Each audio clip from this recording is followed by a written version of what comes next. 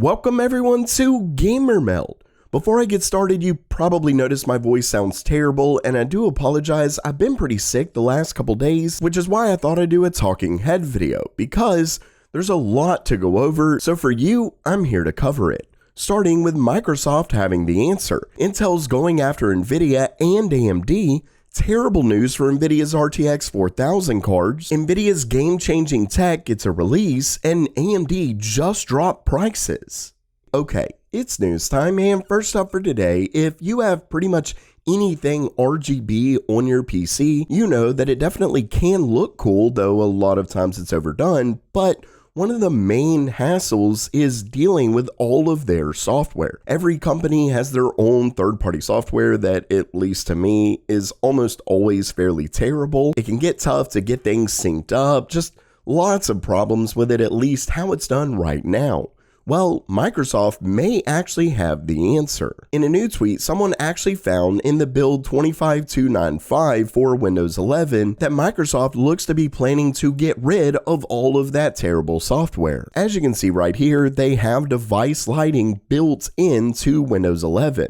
You can see it says enable ambient lighting, then whenever you click on it, what you get, or at least whenever you click on the device, you can see that there's quite a bit of options. Once again, enable ambient lighting for this device, brightness, lighting effect, effect speed, color, all of that right there in Windows 11. So if this ends up coming out and they have quite a bit of partners during launch, you may be able to delete all of those terrible apps. You can even see it says match my Windows accent color. So this is a really interesting concept that, at least to me, I think could be really amazing and something that I personally think is very much needed. Of course, the one issue could be that at least for a while, some manufacturers won't want to support this, but personally, I don't see any reason why they shouldn't. For one, most of those manufacturers are hardware manufacturers, so they're still gonna make their sales. Now they just don't have to make the software to go along with it. If anything, this should cut costs of R&D. Of course, they would have to ensure that it works well with this Windows feature, but in the end, at least to me, I think this is a plus.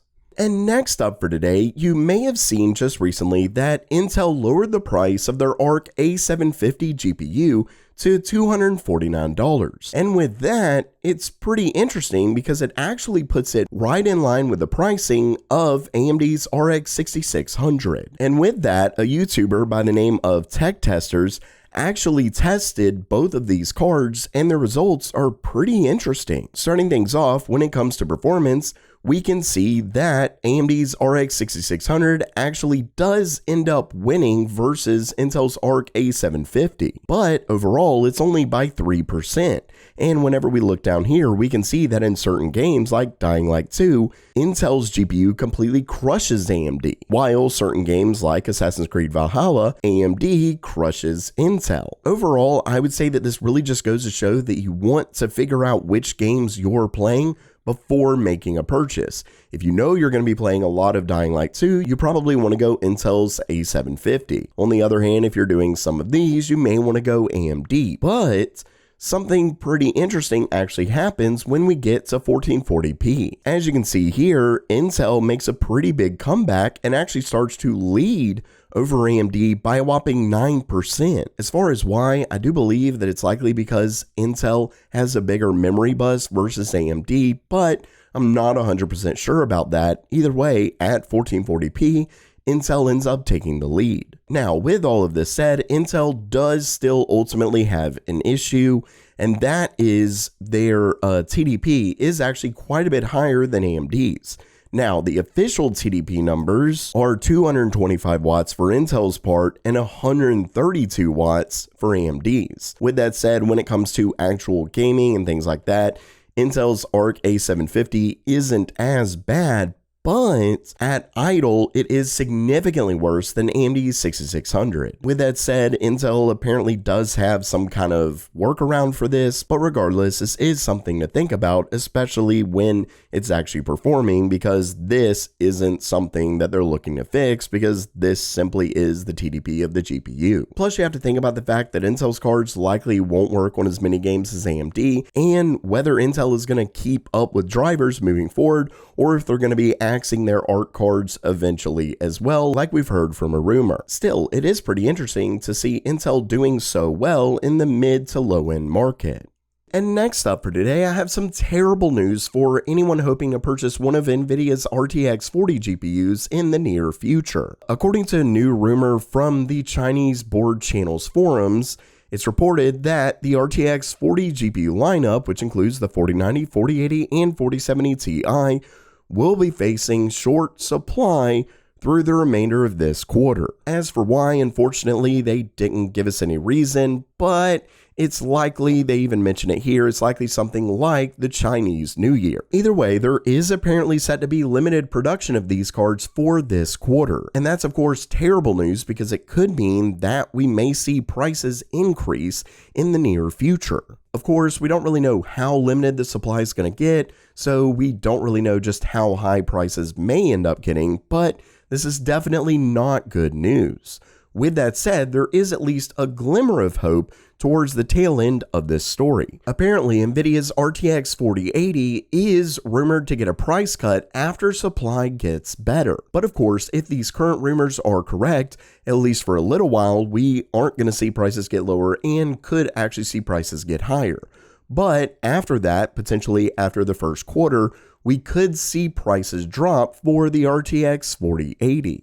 But with that said, for my next story, I do have some good news for Nvidia.